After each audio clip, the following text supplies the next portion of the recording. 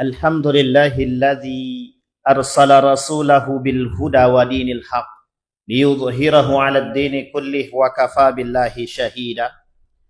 أشهد أن لا إله إلا الله وحده لا شريك له وأشهد أن محمدا عبده ورسوله لا نبي بعد. اللهم صل وسلم وبارك على هذا النبي الكريم. اللهم صل على محمد وعلى آل محمد في العالمين إنك حميد مجيد. اتق الله حق تقاته ولا تموتن إلا وأنتم مسلمون. إن الله وملائكته يصلون على النبي يا أيها الذين آمنوا صلوا عليه وسلموا تسليما. وقال الله تعالى يا أيها الناس اتقوا ربكم الذي خلقكم من نفس واحدة وخلق منها زوجها وبث منهما رجالا كثيرا ونساء واتقوا الله الذي تساءلون به والأرحام إن الله كان عليكم رقيبا. وقال الله تعالى يا أيها الذين آمنوا اتقوا الله وقولوا قولا سديدا يصلح لكم أعمالكم ويغفر لكم ذنوبكم ومن يطع الله ورسوله فقد فاز فوزا عظيما. وقال الله تعالى وعباد الرحمن الذين يمشون على الأرض هونا وإذا خاطبهم الجاهلون قالوا سلاما والذين يقولون ربنا اصرف عنا عذاب جهنم إن عذابها كان غراما إنها ساءت مستقرا ومقاما والذين ينفقون أموالهم في سبيل الله صدق الله. وقال النبي صلى الله عليه وسلم في حديثه إن من أشراط الساعة قد أخبرنا القوي يأكل الضعيف فإنه قد جاء في حديث عائشة قالت كيف الناس بعد ذلك أو عند ذلك لما قال تستحليهم المنايا وتنفس عليهم أمتهم قال دبي يأكل شدائد ضعفاءه حتى تقوم عليهم الساعة. Puji syukur kehadirat Allah dengan mengucapkan alhamdulillahirabbil alamin. Berselawat kepada Nabi dengan mengucapkan Allahumma salli ala Muhammad wa ala ali Muhammad fil alamin innaka Hamidum Majid. Di dalam satu hadis baginda Nabi Muhammad sallallahu alaihi wasallam berkata, tidak akan terjadi hari kiamat sampai umatku akan mengikuti perbuatan dua golongan sedikit demi sedikit. Kemudian sahabat bertanya, siapa dua golongan tersebut? Dua golongan tersebut Yahudi dan Nasrani. Perbuatan dua golongan ini, dua kelompok ini, Yahudi dan Nasrani, diikuti oleh sebagian besar orang-orang Muslim yang diidentikan di dalam Al-Quran. Yang pertama al-munafiqun, yang kedua al-fasiqun. Orang-orang munafik bagian daripada orang-orang fasik. Orang-orang fasik memang belum tentu menjadi munafik, tapi setidaknya kefasikan yang dia lakukan sedikit demi sedikit akan bisa menjadikan diri dia munafik. Perbuatan-perbuatan yang terkandung dalam kefasikan dan kemunafikan antara lain adalah kezaliman. Yang perbuatan kezaliman ini kata Allah, innallaha la yuhibbuz zalimin. Innallaha la yuhibbuz zalimin.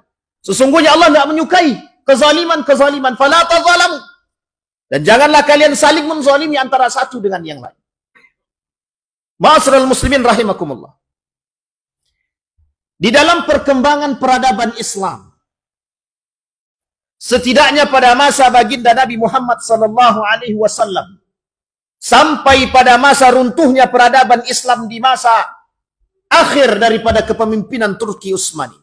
atau khilafah Turki Utsmani. Terjadi perbuatan kezaliman yang begitu besar yang dilakukan oleh orang kafir terhadap umat muslim, terhadap peradaban Islam. Antara lain yang mereka lakukan adalah penjajahan. Dalam bahasa yang lain kita sebut dengan kolonialisme. Terjadi di setiap negara yang memang negara tersebut ada Islamnya. Pengkerdilan terhadap agama Islam menjadi bentuk atau penjajahan bagi Islam. Penjajahan bagi orang-orang yang muslim adalah bagian daripada program yang dilakukan oleh Yahudi dan Nasrani atas kebencian yang mereka bangun. Kebencian orang kafir terhadap Islam baik Yahudi maupun Nasrani sudah dari dahulu mereka lakukan. Tapi ternyata seorang doktor Adyan Husaini menuliskan dalam tulisannya, beliau berkata, terjadi kolonialisme atau penaklukan yang dilakukan oleh Yahudi. Terlepas dari itu agamanya Muslim ataupun non-Muslim. Yang penting mereka bukan Yahudi. Akan terjadi penaklukan dan kolonialisme terhadap itu tersebut. Karena mereka punya tujuan. Apa tujuan yang mereka inginkan? Penguasaan terhadap dunia dan penempatan tempat yang ada di Palestina. Setidaknya ada 3 kota kecil yang ada di Yerusalem, yang ada di bagian daripada negeri Syam. Salah satu di antara 3 tersebut yang disebut dengan Palestina dan Gaza, yang kelak menjadi cita-cita mereka untuk dibangun negeri Yahudi atau negara Yahudi atau Israel, atau lebih tepatnya Israel State. Tetapi pada hakikatnya mereka melakukan penjajahan dengan tanpa ada pri kemanusiaan. Tidak ada kemanusiaan yang mereka miliki. Karena ketika mereka melakukan perbuatan kezaliman, penjarahan, penjajahan, penaklukan, pengkhianatan, dan lain sebagainya yang mereka lakukan adalah tercantum di dalam kitab mereka.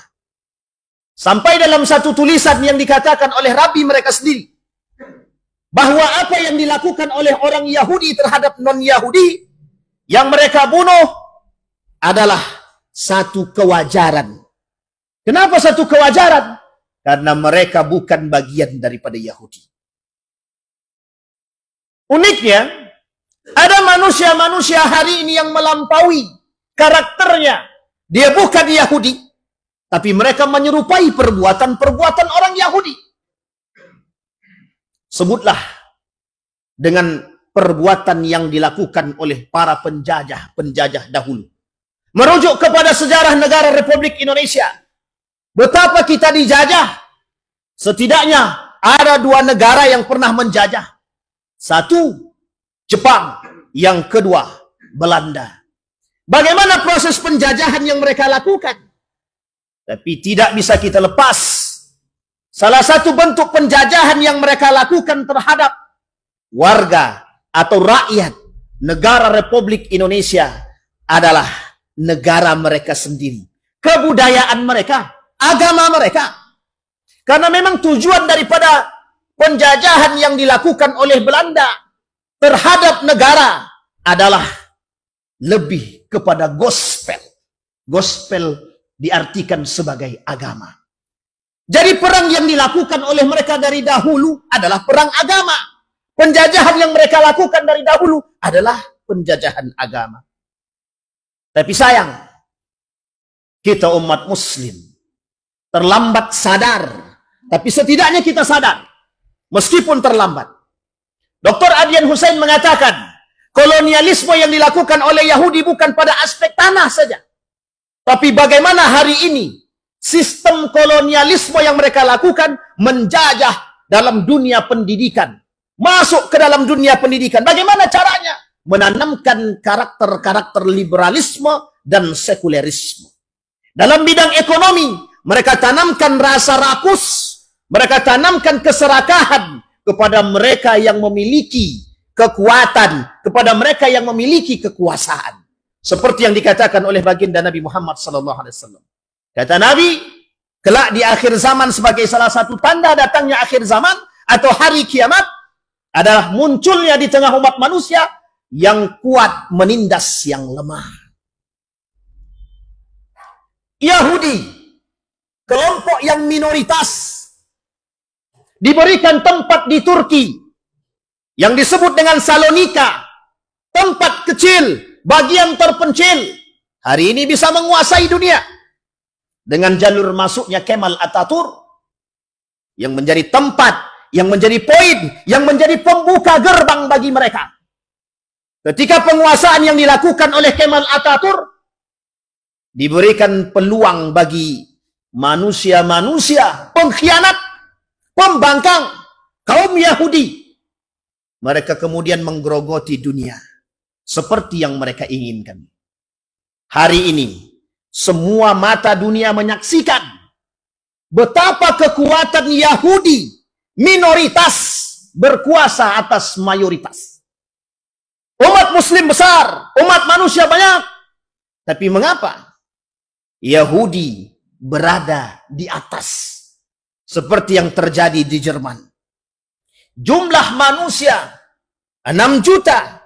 Umat Yahudi yang berada di Jerman 298.000 lebih kurang.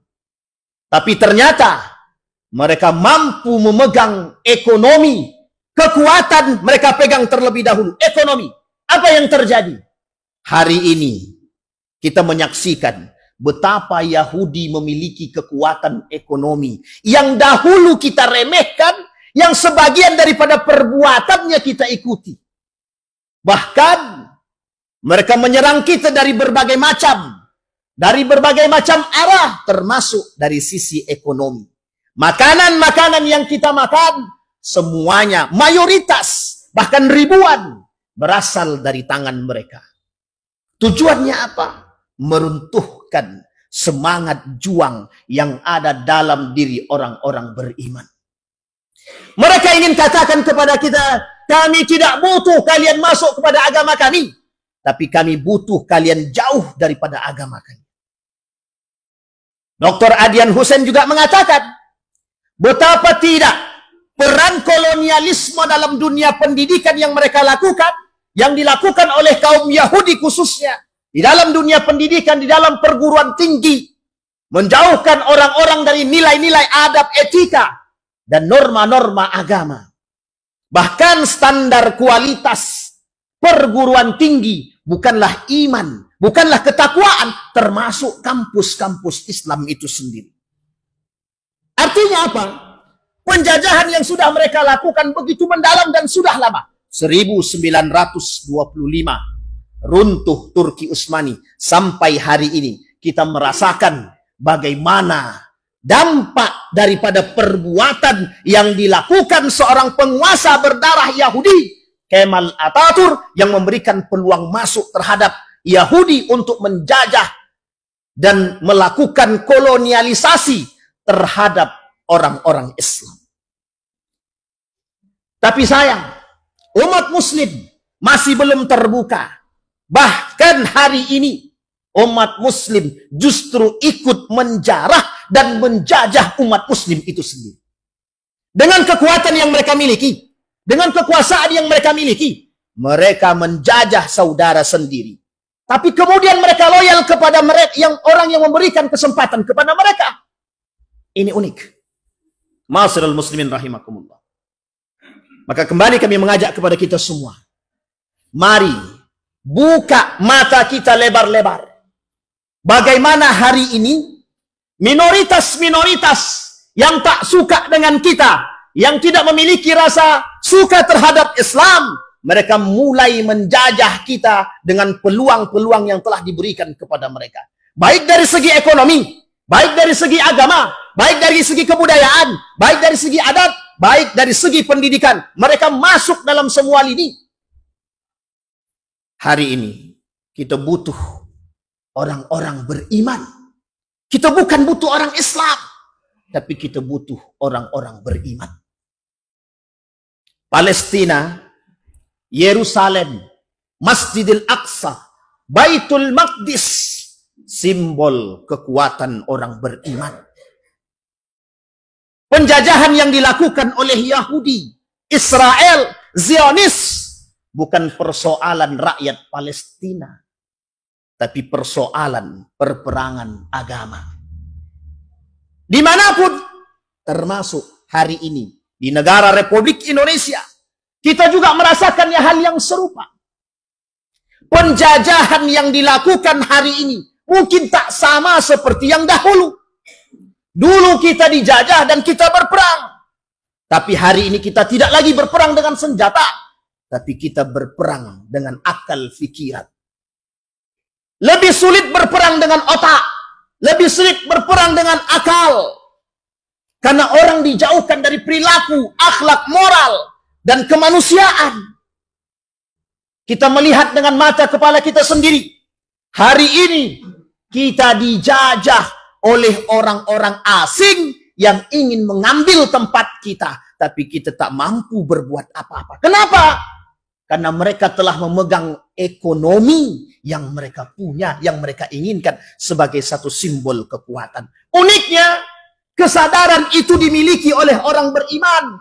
Sadar, nampak, orang muslim menyaksikan. Tapi sayang, lagi-lagi, orang muslim tertidur. Ma'asirul muslimin rahimakumullah.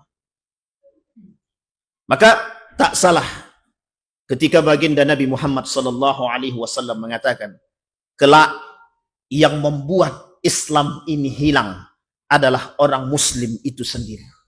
Kelak yang akan membuat Al-Quran ini asing di telinga orang beriman adalah umat muslim itu sendiri. La yabqal Islam illa ismuh, wa la yabqal Quran illa rasmuh. Andai saja Al-Quran dan Islam asing di telinga orang-orang muslim, apa tak lagi nilai-nilai yang lain justru akan semakin jauh. Jauhnya manusia dari nilai-nilai agama, maka jauhlah manusia dari nilai-nilai akhlak. Jauh manusia dari nilai-nilai agama, maka akan jauh manusia dari nilai-nilai keadilan. Maka jangan salah, ketika Nabi berkata kelak di akhir zaman tidak akan terjadi hari kiamat, sampai kalian akan menyaksikan ketidakadilan. Sedikit demi sedikit Allah pertontonkan kepada kita ketidakadilan. Yang kuat mendapatkan keadilan, yang lemah mendapatkan azab daripada kelemahan yang mereka miliki. Dan itu perkataan baginda Nabi Muhammad SAW. Apa yang membuat kita lemah? Apa yang membuat ketidakadilan merajalela? Karena nilai-nilai agama dipisahkan dari simbol kehidupan. Pendidikan dijauhkan dari nilai-nilai agama. Ekonomi dijauhkan dari nilai-nilai agama. Politik dijauhkan dari nilai-nilai agama. Semua dijauhkan dari nilai-nilai agama. Bahkan para dai diharamkan berbicara tentang politik di atas mimbar. Dengan alasan, kalian dai, bukan politikus. Maka jangan berkata tentang politik. Padahal Islam mengajarkan kepada kita bagaimana berpolitik. Ini nilai-nilai agama yang diselewengkan, yang disimpangkan dari orang-orang beriman. Maka mari bersama kita kembalikan nilai-nilai yang hilang. Cukup lama kita tertidur. Dari 1925 sampai hari ini 2025. Cukup rasanya kita tidur. Cukup rasanya kita mengalami penjajahan. Saatnya kita kembalikan ilmu, iman, dan ketakwaan agar kita bisa menjadi manusia-manusia yang bisa menerapkan keadilan. Setidaknya keadilan terhadap diri kita sendiri. Fa'tabiru ya ulil absar la'allakum tuflihun. Alhamdulillah. Alhamdulillahilladzi hadana lihadza wa ma kunna linahtadiya laula an hadana Allah. Ashhadu an la ilaha illallah wahdahu la syarika lah. Wa ashhadu anna Muhammadan abduhu wa rasuluh la nabiyya ba'd. Allahumma salli wa sallim wa barik ala hadzal nabiyil karim. Allahumma salli ala Muhammad wa ala ali Muhammad fil alamin innaka Hamidum Majid. Ittaqullaha haqqa tuqatih wa la tamutunna illa wa antum muslimun. Innallaha wa malaikatahu yusalluna 'alan nabi. Ya ayyuhalladzina amanu sallu 'alaihi wa sallimu taslima. Allahumma ighfir lil muslimina wal muslimat والمؤمنين والمؤمنات برحمتك يا ذا الجلال والإكرام. اللهم أعنا على ذكرك وشكرك وحسن عبادتك. Allahumma ansur man nasara ad-din wa khzul man khadala al-muslimin. Allahumma ansur ikhwanana al-mujahidin fi Palestin wa fi Gaza wa fi kulli makan. Allahumma dammir al-yahud. Allahumma ahlikil kafarata wal mubtadi'ata wal musyrikin a'da'aka a'da' ad-din. Allahumma a'idna ala dhikrika wa syukrika wa husna ibadatik. Allahumma ij'alna minas salihin. Rabbana hab lana min azwajina wa dhurriyyatina qurrata a'yun waj'alna lil muttaqina imama. Allahumma ij'alil Qur'anal 'azima rabi'a qulubina wa nura sudurina wa jilaa'a ahdhanina wa dhihaba humumina wa ghumumina. Rabbana atina fid dunya hasanah wa fil akhirati hasanah wa qina 'adzaban nar. Ibadallah, innallaha ya'muru bil 'adli wal ihsan wa ita'i dzil qurba wa yanha 'anil fakhsha'i wal munkar wal baghi. Ya'izukum la'allakum tadhakkarun. Aqimis shalah.